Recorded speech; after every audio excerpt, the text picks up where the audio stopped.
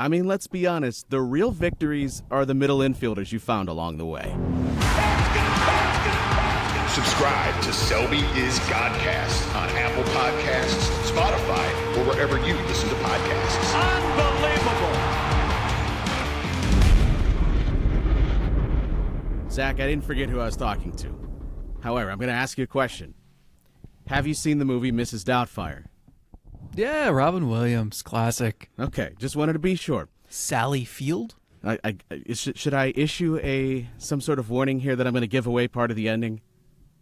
If you don't want to know what happens in a movie that's, 30 years old now, skip ahead a couple of minutes. Statute of limitations is up. Okay. You're fine. All right, so you know the part in the movie when finally the reveal to the family, oh my gosh, Robin Williams is the old lady. And they're in the restaurant and Sally Field goes, the whole time.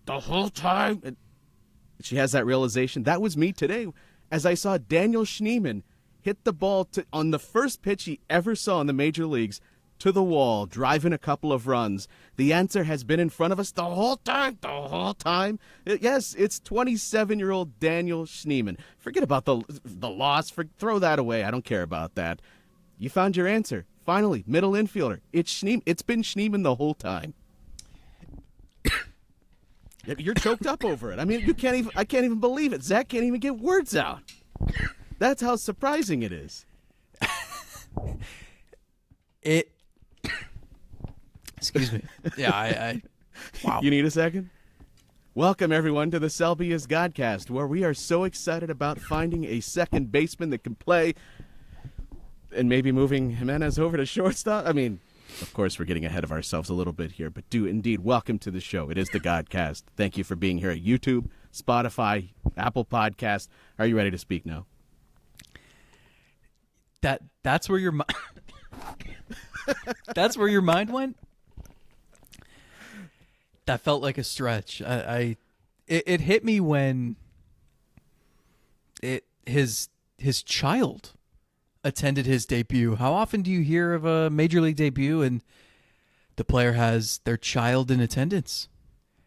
But he is something of a late bloomer, and we have talked so much about David Fry and not placing ceilings on players' potential because you never really know what happens when they get an opportunity and they have confidence. And I mean, Schneeman, I think, got confidence this spring, made some changes to his approach at the plate, and took off. And we had an idea based on how the team was talking about him a couple months ago that he'd be someone who would debut this year. But yeah, I mean, didn't it feel not even just the hit? I thought the next plate appearance, he hit a rocket to center. Yeah. And I know it was an out.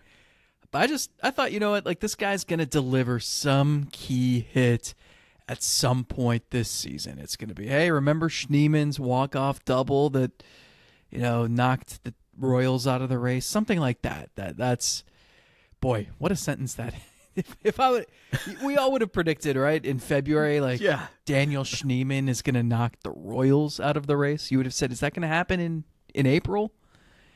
But no. Weird season.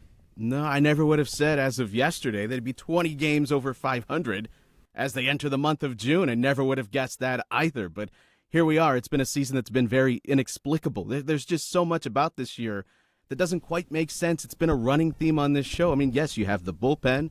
You have Jose just turning. The last few weeks have been phenomenal to watch.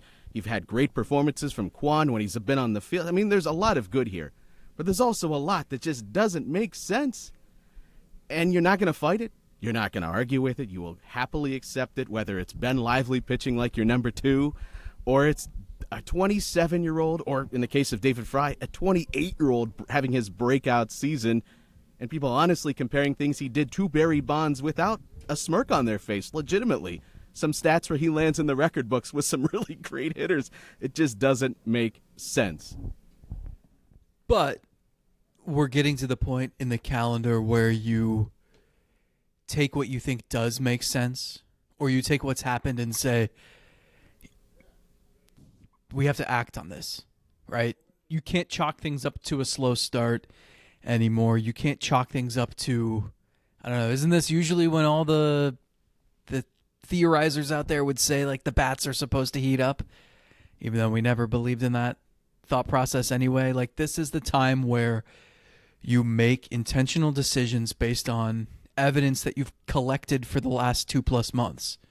And so this is where it gets interesting to me, because you take what's been one of the best starts in franchise history, and it's no longer asking about, is it sustainable, or is it just a cute little start, or is this team legitimate? No, you're 39-20, and that doesn't happen very often. This team's been around for 124 years, and this ranks among, you count on one hand the best starts in franchise history, and this is one of those fingers.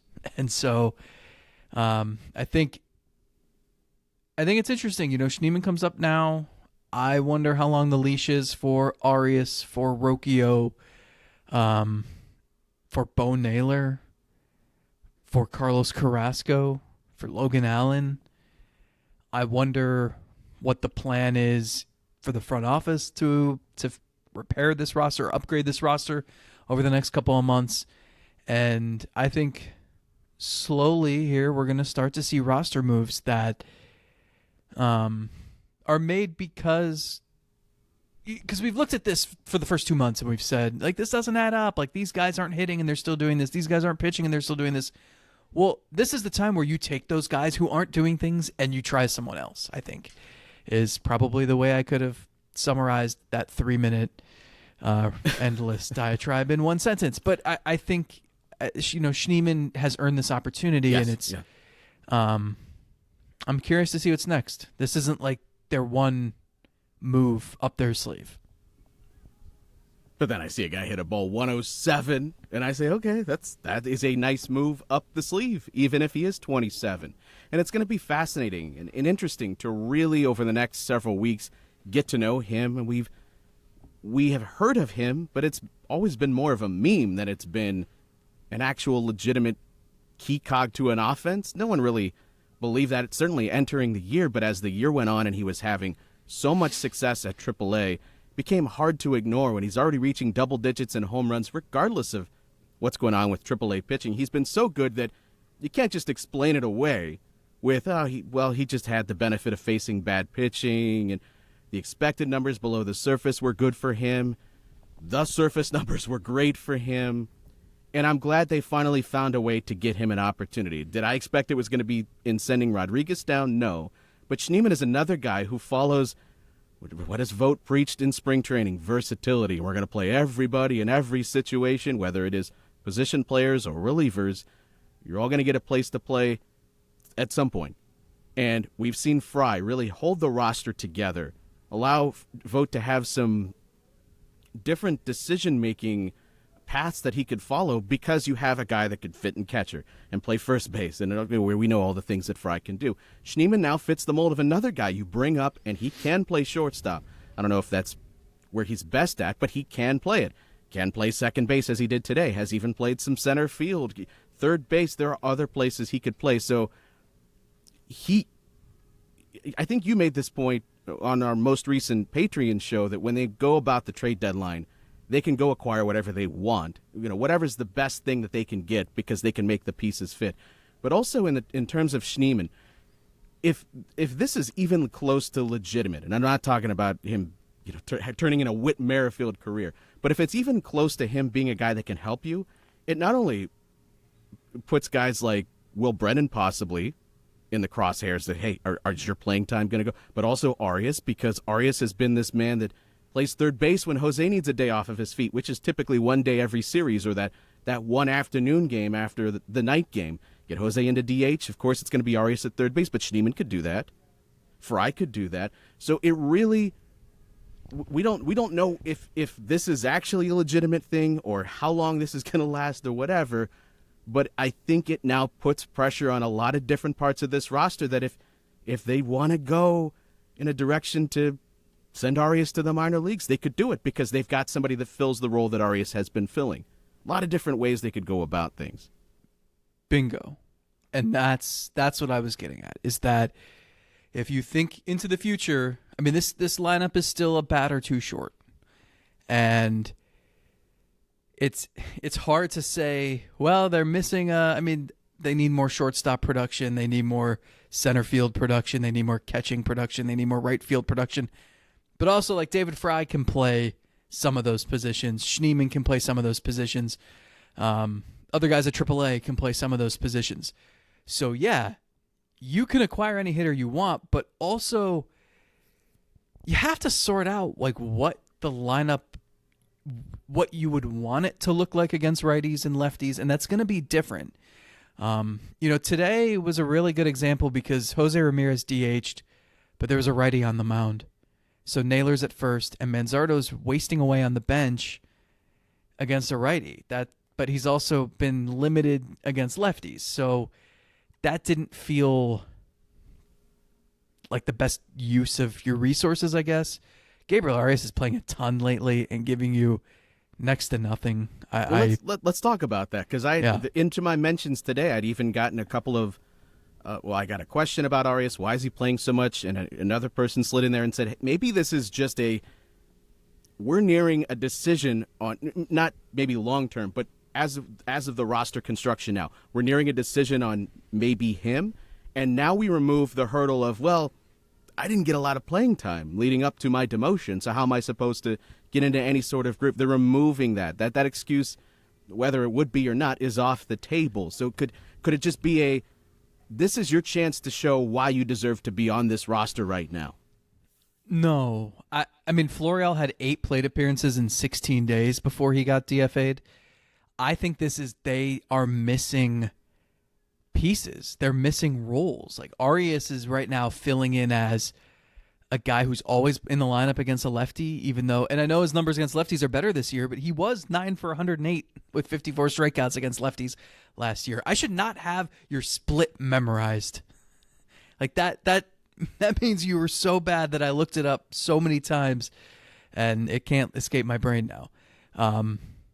He shouldn't be your option in right field. That's not ideal for him. So, like, you want Fry in there against lefties. You want Fry in there against righties too, but I understand if you don't want to play him 7 days a week, maybe you want it 5 or 6, especially because he's probably going to be catching once or twice a week.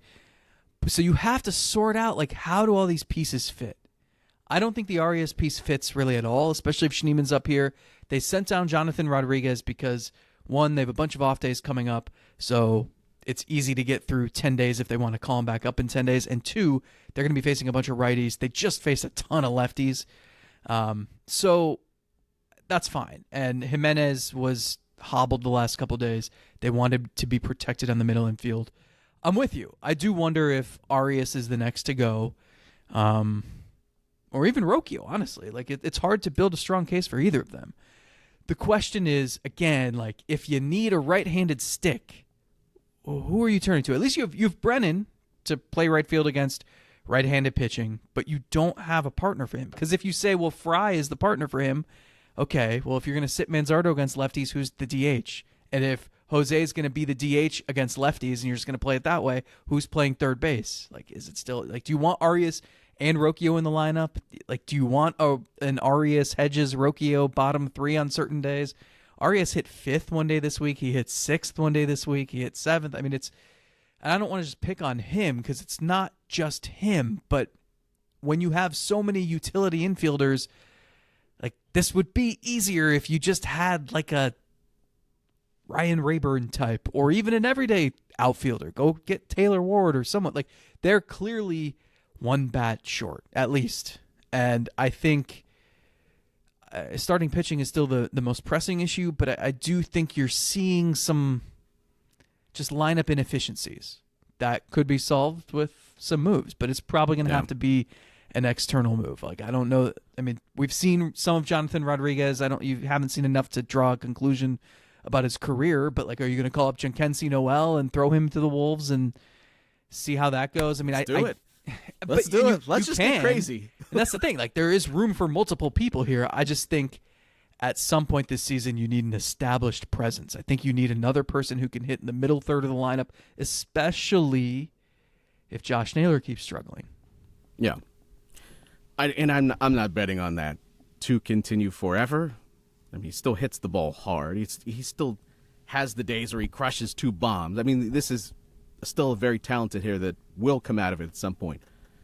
but you want another guy in the middle of the lineup because even Jose's he's not gonna be this nuclear hot forever. It doesn't work like that. So you need another guy to keep rotating. And Kwan's great at the top of the lineup, but he's also a guy that's not going to change too many games with one swing of the bat, unless you're just in a close game where he happens to come up with a couple of guys on base.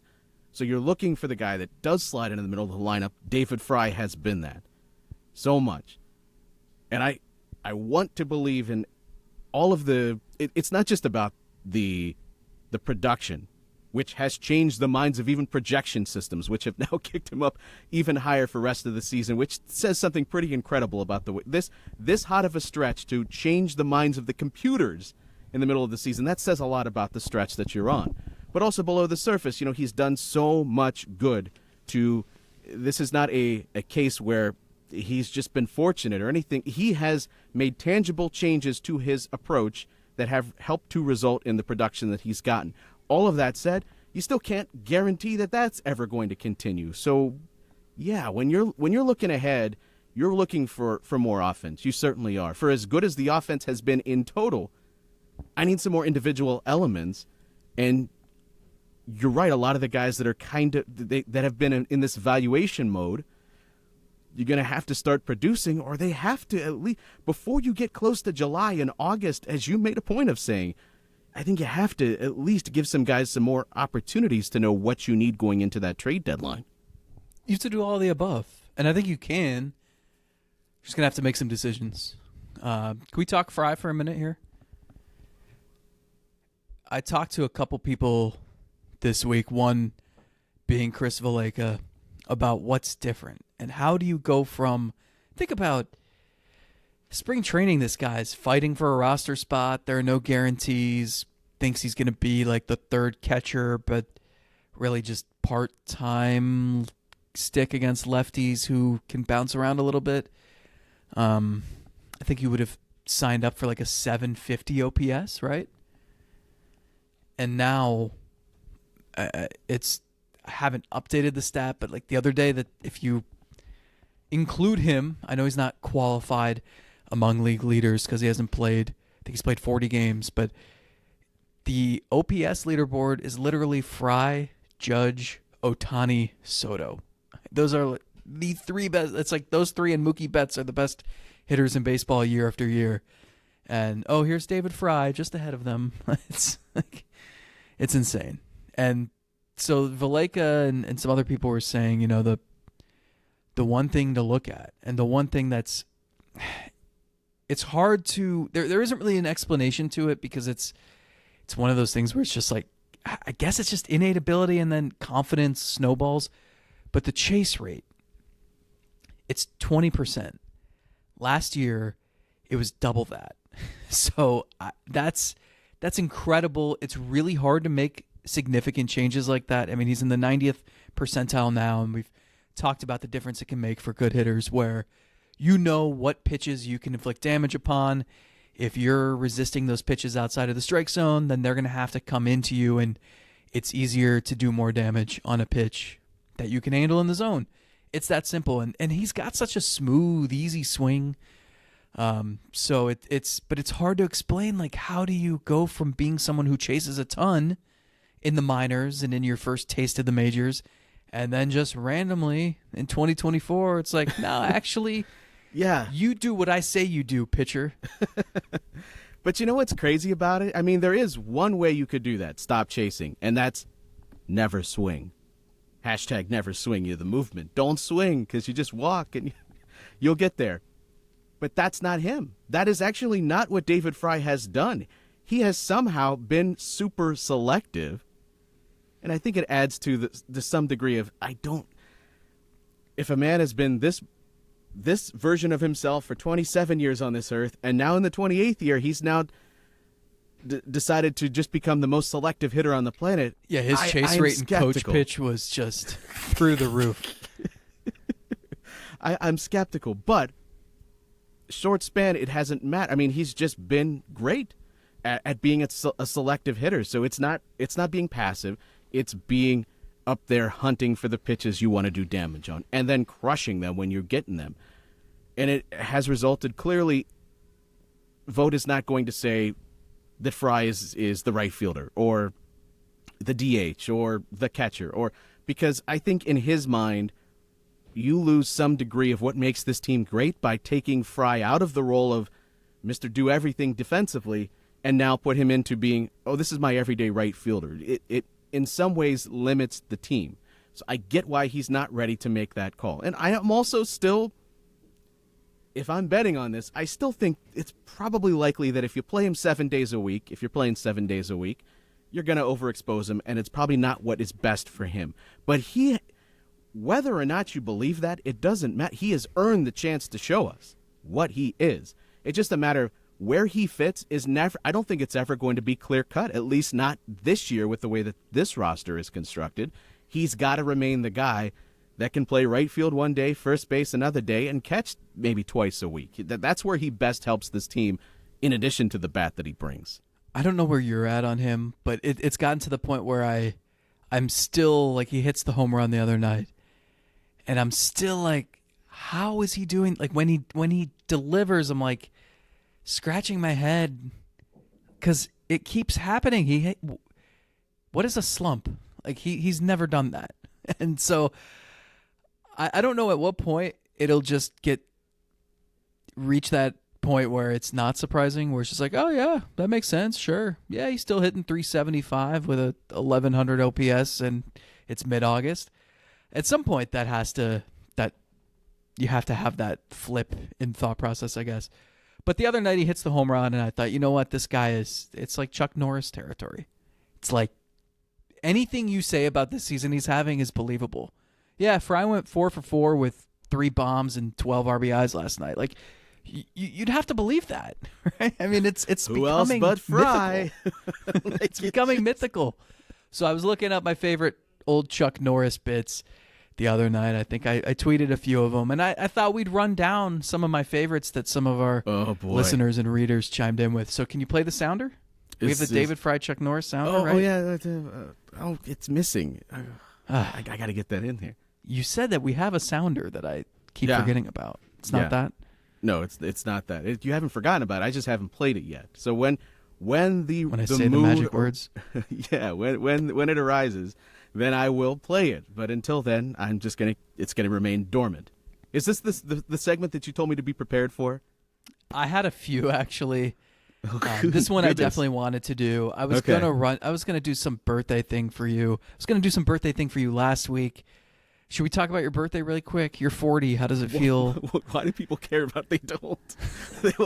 They want to hear your Chuck Norris bit. They don't want to hear anything about me turning 40. We'll get to Chuck Norris. I do want to say that Andres Gimenez missed Saturday's game because of soreness. Stephen Vogt would not tell us where he was sore, but he said it was a specified area and that he held him out of the lineup Sunday as a precaution, just wanting to give him then 3 days with the Monday off day. He said Gimenez really wanted to play Sunday. He was available off the bench.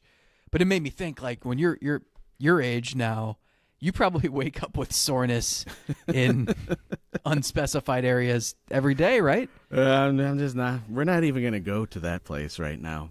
As you know, this is a sore subject, if you will. All right, David Fry. How about Sharks have a week dedicated to David Fry? Pretty good, right? Mm-hmm. Do you want to rank these? Do we have a laugh sounder?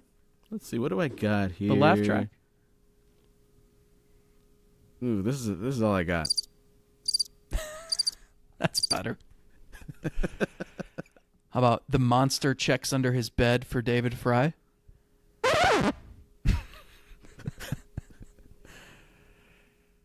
David Fry went to Playhouse Square for a show and they gave him a standing ovation.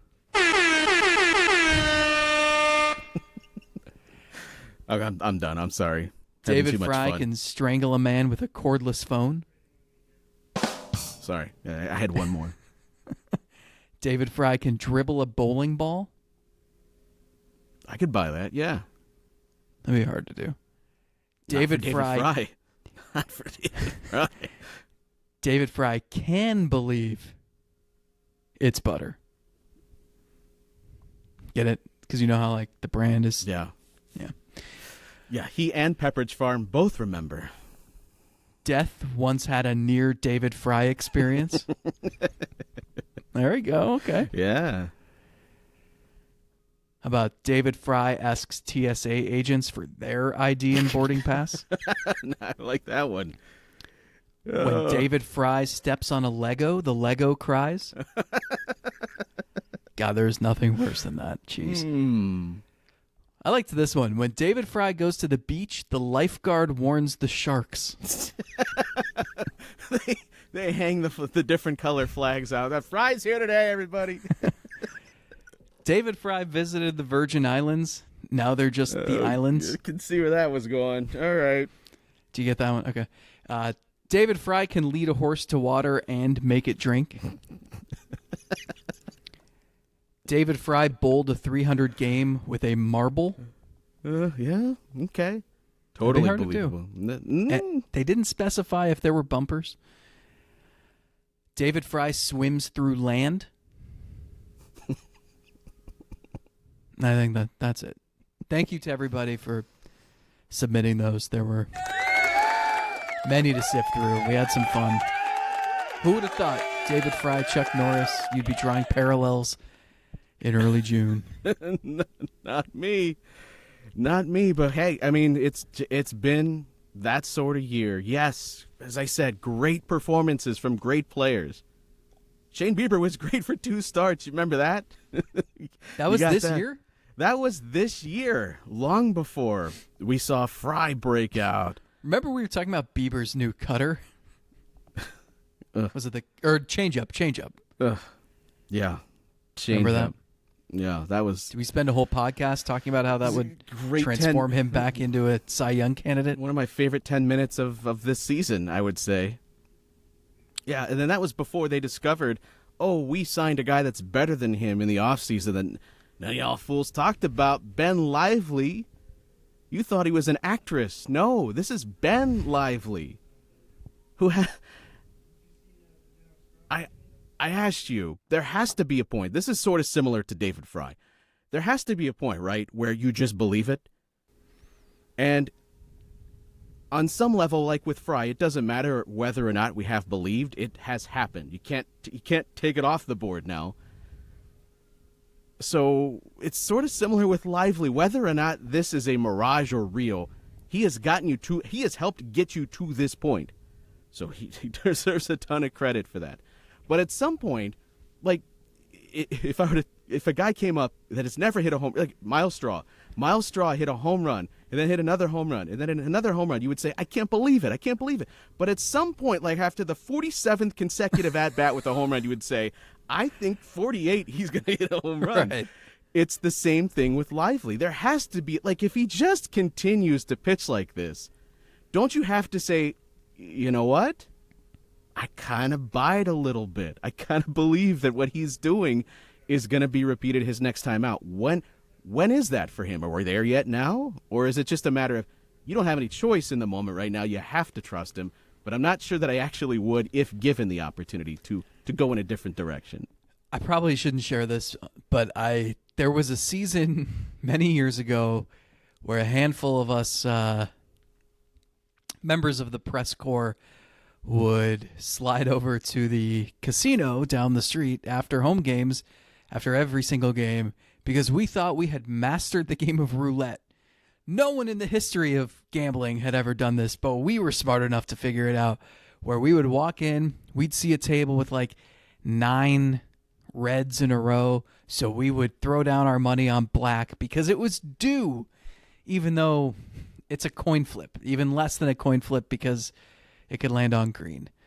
And you walked in and you thought you were going to outsmart everybody there, and this was this genius plan, and next thing you know, you're racing to the ATM because that 7 reds in a row turned into 12 reds in a row, and it's not safe to go home to your significant other because you might not be able to pay your rent.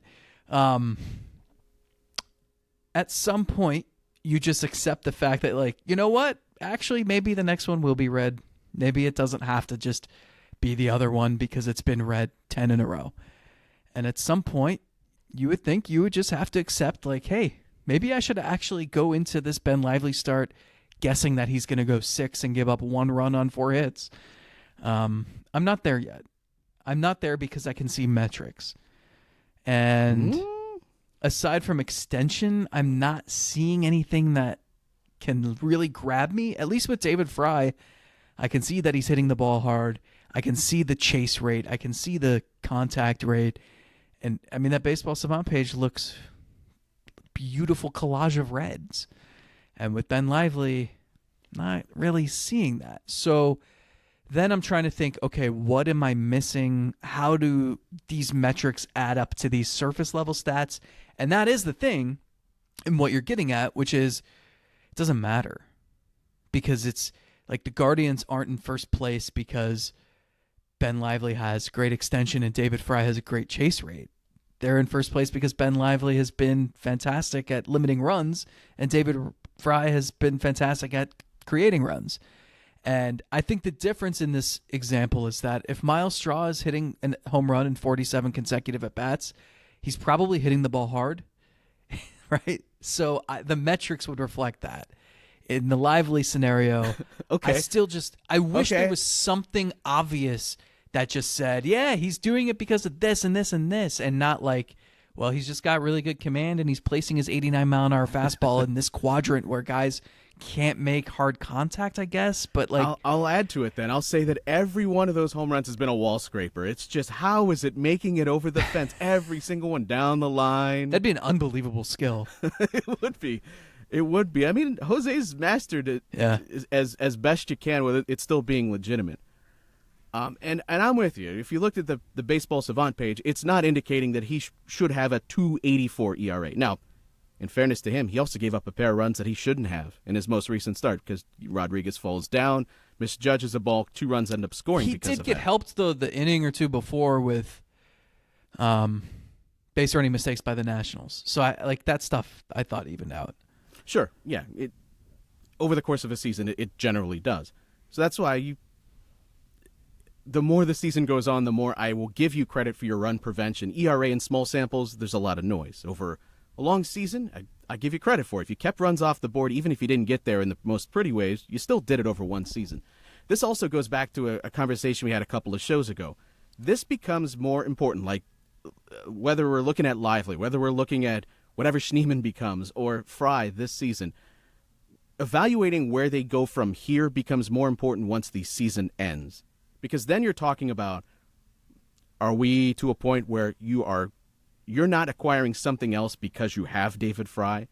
Or in the case of Lively, are you not trading for a starter because in the offseason you think Lively he's shored up one of those spots? That becomes a more pertinent question. Right now, in the course of a season, guys just get locked in. For a pitcher, sometimes it could be command in a given year. Your command was just great. And that can fluctuate year to year. So maybe it's just the case of Lively.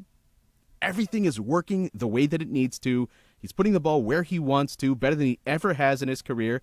And that can continue over the length of the season. But once you get into the offseason, it gets murky. You don't know if he's going to carry that over. But right now, the one thing I will look at when I just look at his usage, he's done a much better job than any point in his career of mixing the pitches. So his fastball is still his most used pitch. But right there close to the 4-seamer, right there close is the 2-seamer or the sinker that he's using almost equally as much. And I find it interesting. We talked about it after, I think, his first 2 starts, that you think of the sinker, you think, well, you're going to keep that in the low in the zone. You're trying to get ground balls or whatever, right? It's almost like they've just leaned into, hey, you've got great extension. You're a massive dude on top of the hill. Throw everything up. And I know you don't think of being a sinker up in the zone, but if you look at the heat maps, everything is still up. And I'm wondering, could it be a case of the Savali a couple of years ago? We talked about him having great success because he distributed his pitches so much better. And his fastball, in the case of Lively, 4-seamer, still getting killed, but he's used it less. And maybe that in using it less and bringing everything else up makes him a little bit less predictable, and he's able to just lean into that a little bit more. It'll be interesting to see where this goes. But I will say, for all of the talk of his Savant page not being great, the expected earned run average suggests he's been a league average starter, maybe even a little bit better. And the expected batting average that he's allowing is above average. So yeah, You look at the Ks, that's above average. Walks, above average. He's doing those things well. That would suggest he is a capable mid-rotation starter. This team certainly needs that right now. So you seem like you're buying in? I'm buying in that he can maintain being a solid pitcher for the rest of this year. Regular season or hit sounder? Oh, is that what you're wanting? Okay. If you're hearing this sounder, it means Zack has ridiculously asked for TJ to give him his 3 starters if the playoffs started today. Whose voice is that? That's a friend of the show.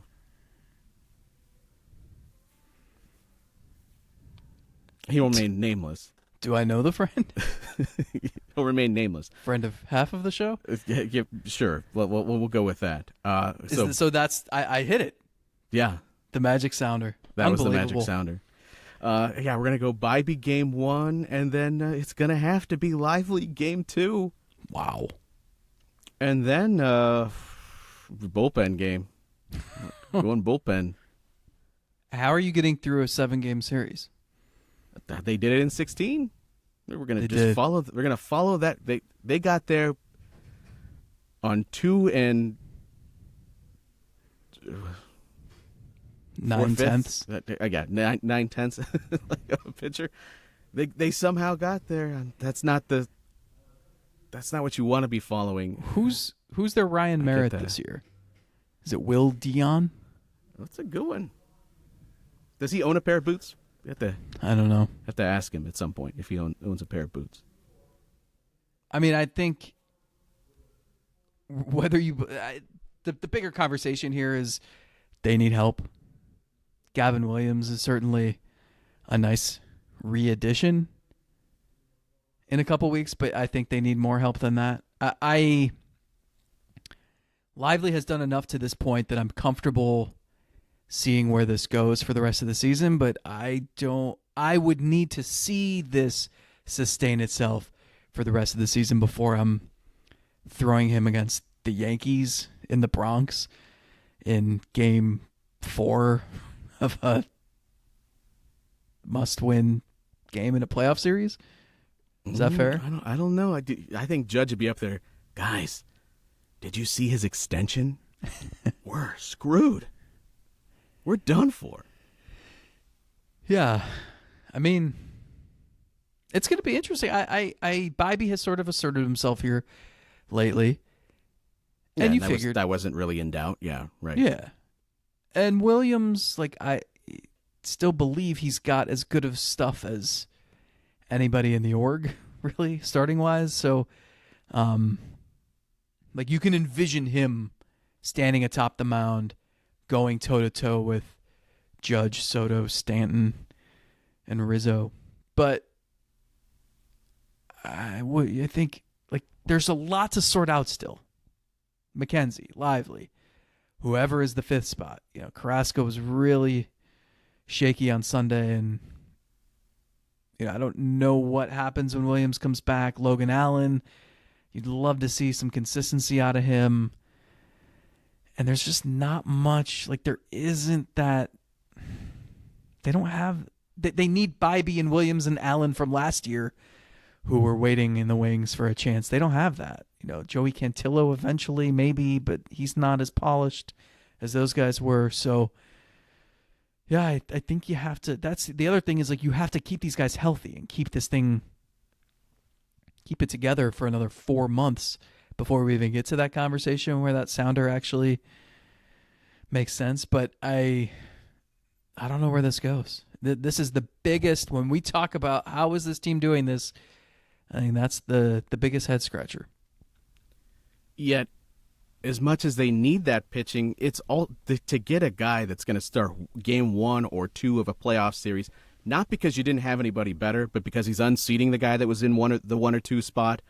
That's tough to do at the trade deadline. It can be done, and teams have done it, but there's a limited number of guys available, and every team, pretty much everybody wants one. And the Orioles are going to need one and they can match or exceed anybody's offer with that farm system. I think the one interesting thing is I don't know what this bullpen will look like in 4 months. It's been so good. It's been so consistent. And I have confidence that it will remain that way because there are just so many options for high leverage situations.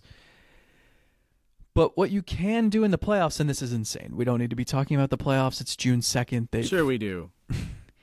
But you can leverage They've earned it. I mean, we've seen it in Cleveland. You can leverage your bullpen to win you games. And you have conveniently timed off days. So if you need Emmanuel Clase and Hunter Gaddis and Cade Smith to be pitching 1 1/3 innings every playoff game, you can do it. Because after games 1 and 2, you get an off day. After games 3 and 4, you get an off day. After the series ends, you get an off day. So you can you can go into the playoffs with Bybee and Williams and a question mark. I mean, you'd prefer to shore that up with another starting pitching option, or maybe McKenzie is rounded into form by then. I don't know. But you can lean heavily on that bullpen, and that makes it so that if a starting pitcher is not attainable this summer, and again, we're jumping so far ahead, and I apologize for the people who just want to talk about the series win against the Nats, but it's just I say it all the time. Like, I wish I could be a fly on the wall during front office meetings ahead of the trade deadline, because I'd love to know the thought process of if they feel like they don't have the ammo to go land a difference-making starting pitcher, would they try to land the best reliever on the market and just build? I think I wrote the other day, take your super bullpen and make it a super duper bullpen and go that route. I don't know. I just, because of the start they are off to, which is so rare, and because this looks like you are trying to build on this. This is not the middle of the run or the end of the window. This is what you hope. You want to open the window and let it stay open for a while. That all those signs point to an aggressive summer and a lot of decisions. And there are a lot of different ways they can go. There are a lot of ways you can build a team. And I think the core they have, the foundation in place, like, there's a lot of directions you can take it. Yeah, there's a grocery store by where I grew up called Super Duper, which was always the funniest thing to like a 6-year-old kid. This is going to evolve. Every single show, I have a feeling we're going to be open to changing our minds the way that you see even a series of great starting pitching, you go, starting pitching will be fine. You need to go get that offense. And then maybe you have a series where the offense scores a lot of runs, the starting pitching gets their heads kicked in, and you think, well, like that's clearly going to be the need. And I think we're going to be fighting that battle all season. But as I texted you over this weekend, because we know the starting pitching market at the top, that's costly, and not only costly, but there's a lot of teams vying for it. There's going to be only so many, there's a limited number of those guys that you can go trade for. I'm not saying don't try to do it. Absolutely. Call in on everybody, know exactly what the price is on every single starting pitcher that could go start at game 1 or 2 for you. But saying that, I really think the best course of action for this team is going to be to add to this offense. Because starting pitching, even when you got great starting pitching, you still have to hope that they have a great outing in the one game that you play. And yes, great pitching can take over a series. We've seen it a billion times, and it will happen a billion times into the future unless the rapture happens as Zach predicts. So I didn't predict it. The Mayans did.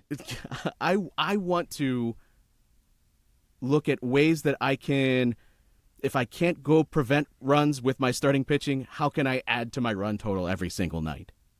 And I still want to go get a body, but I'm the more I think about it, I think go get a bat wherever it fits best. Maybe it is at shortstop, but anybody that really makes a difference in this lineup, that plays every single day. Name names. Go get that. I mean, we talked about Bichette. Maybe it is him, but there's going to be a few of those guys.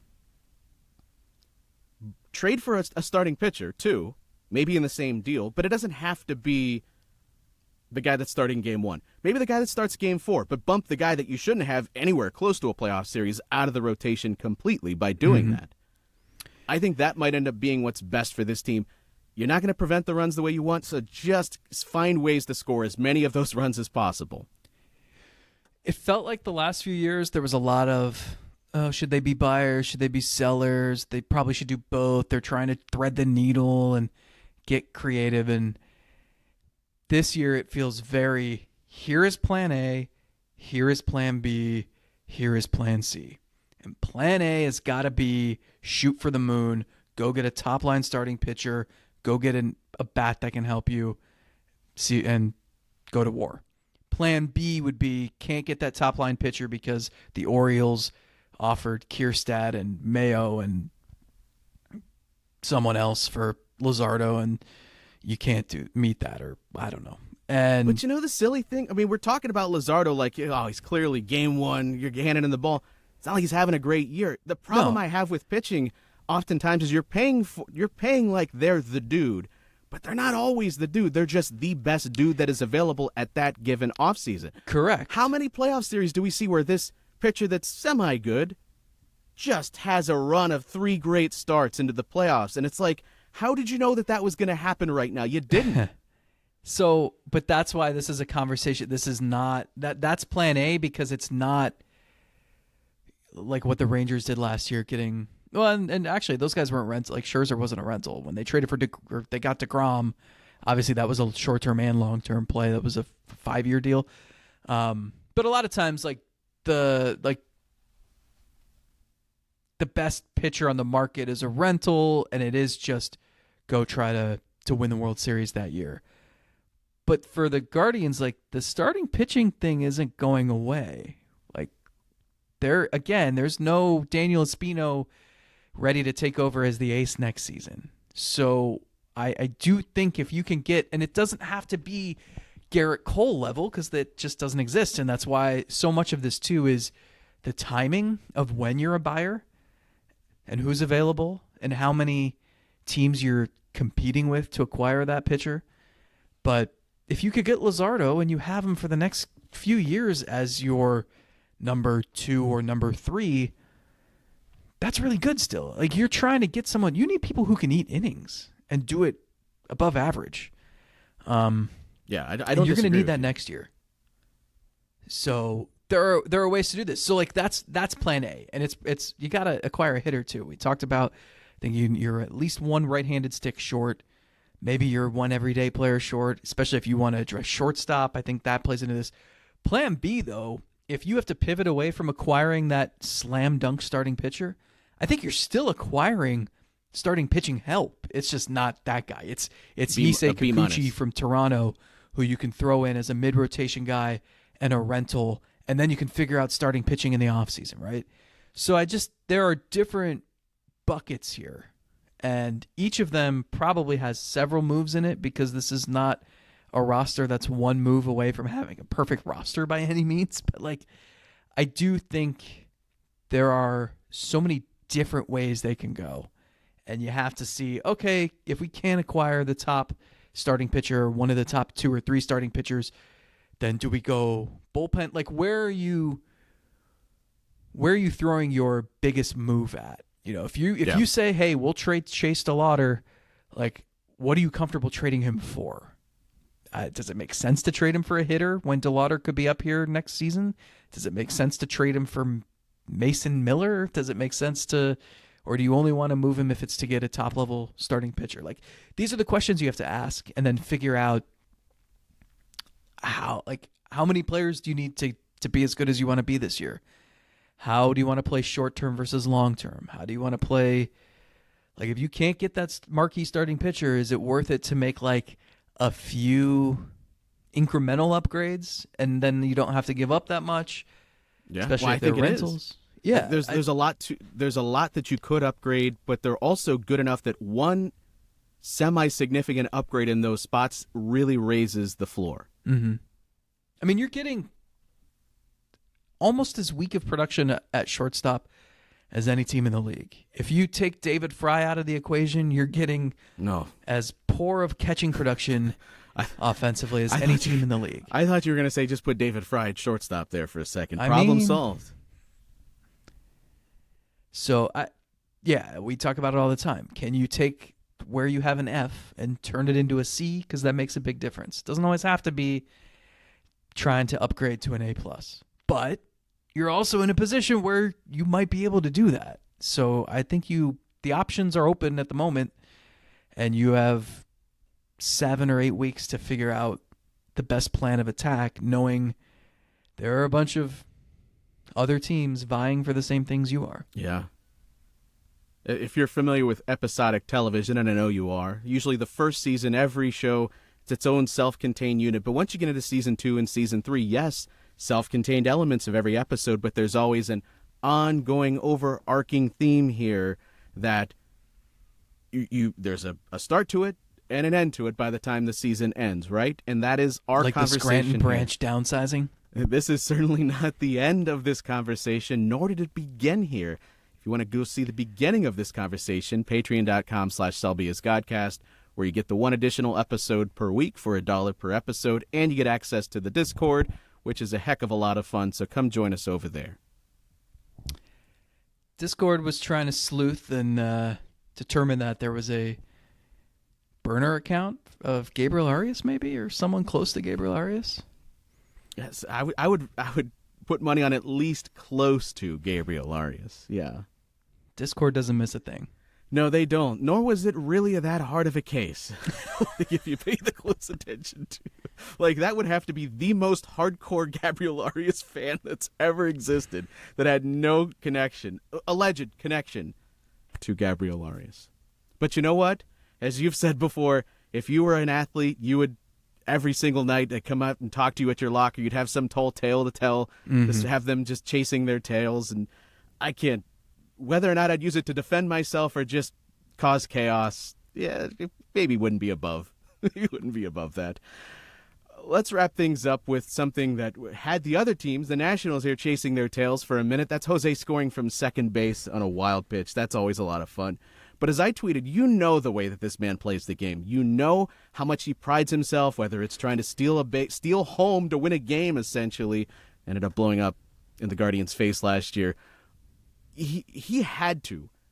From the minute he probably saw Kipnis do that back in the World Series, you know it's been under his skin. I've never done that. Now, somebody pointed out to me on Twitter that there was a play where he scored from first base several years ago. I think it was 2016. But he was actually put back at second base, so it wasn't official. But there was a wild pitch where he was on first base and everybody scored, but I think it had gone out of play and there was a review about it, and he got put back at second base, so it was not official.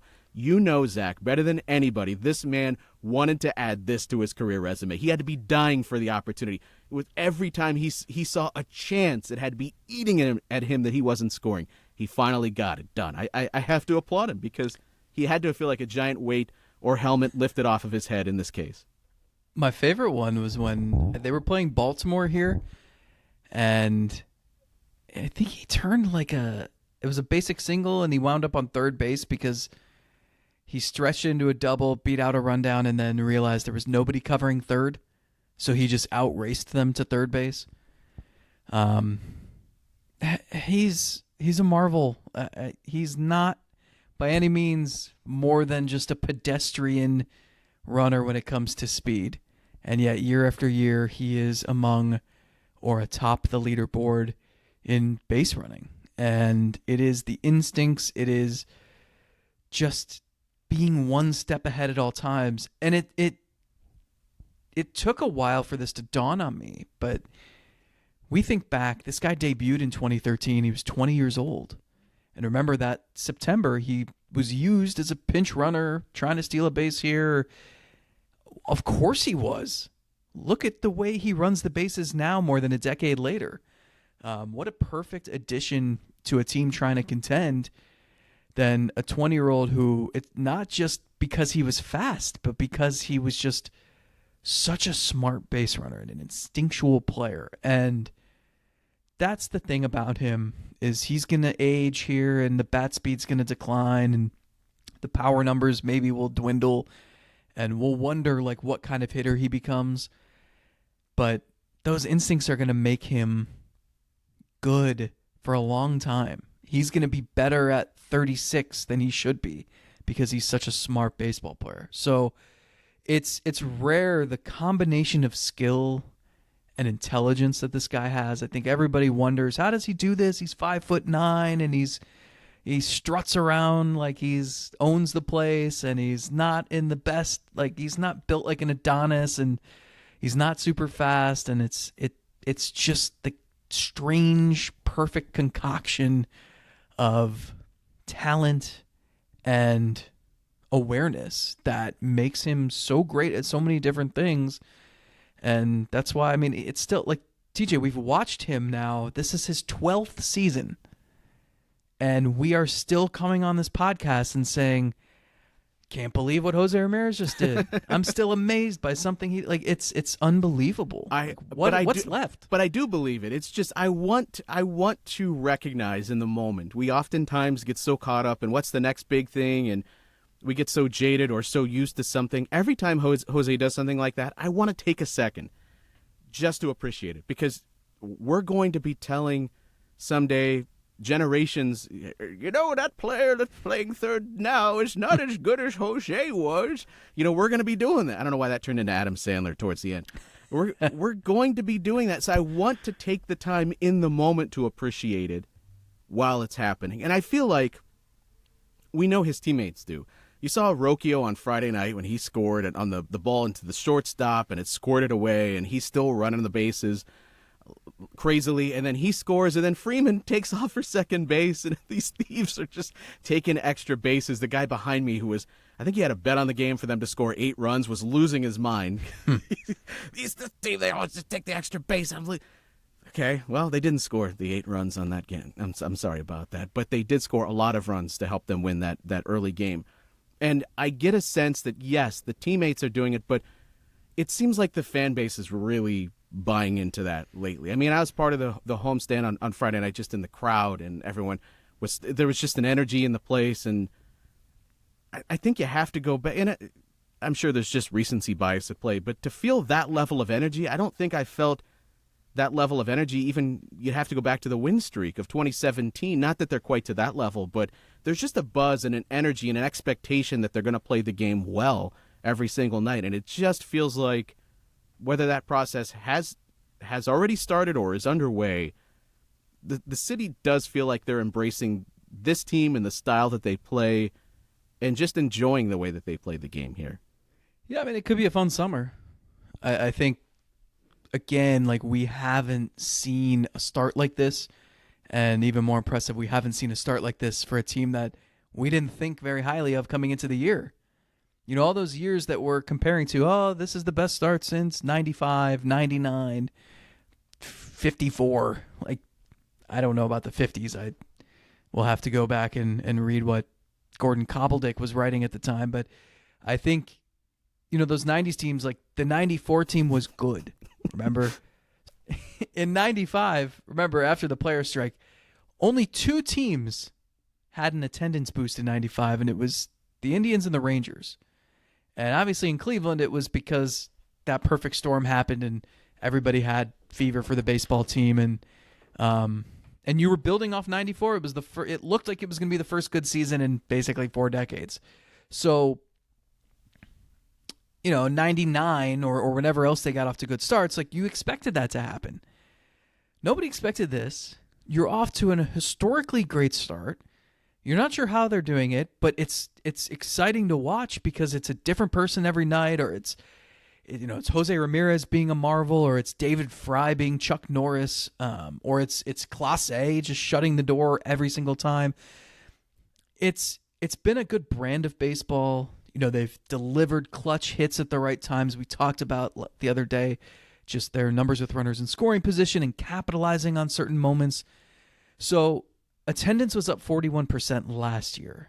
Some of that obviously is the monthly ballpark pass they do, but it doesn't matter. They have more bodies in the ballpark. That's important. That's valuable. And attendance year over year through the first 2 months is up again a decent chunk too.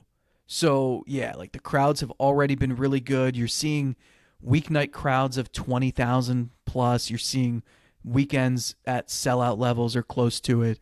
I know if the weather was better Sunday and it must be a little better because I see my flock of seagulls circling behind me. They thought they had an outside chance of getting 100,000 for the series. They fell a little short of that. 60 in rain didn't help, but these are good signs, and not because I care about how much ticket revenue they're bringing in, but it's the atmosphere. It's created like a really healthy vibe. You see so much like City Connect gear already. Oh yeah, people have. Surprised by that. But you know what else? You know what else this does? This removes any excuse that ownership would ever put in the way. Yes. You are off to a great start, which has now translated into a good middle so far. And you are in a position now to go acquire something that's going to help you. So there's no, well, the fans haven't embraced it and the ticket sales haven't been that great. No, fans have done their part to remove that from the table. There's no argument. Excuse. No excuse. You TV need to deals locked in. You're good. The only excuse could be the talent. We didn't align on talent, but it cannot be for anything else. But that's not an excuse, because we just said there should be a plan A, a plan B, a plan C, a plan D. And while those are varying plans, and maybe you strike out on getting the marquee name, there will be enough sellers where you can go get some things that help you. And the one thing that should not stand in the way is ownership. I think I wrote this and I said it on the podcast last week.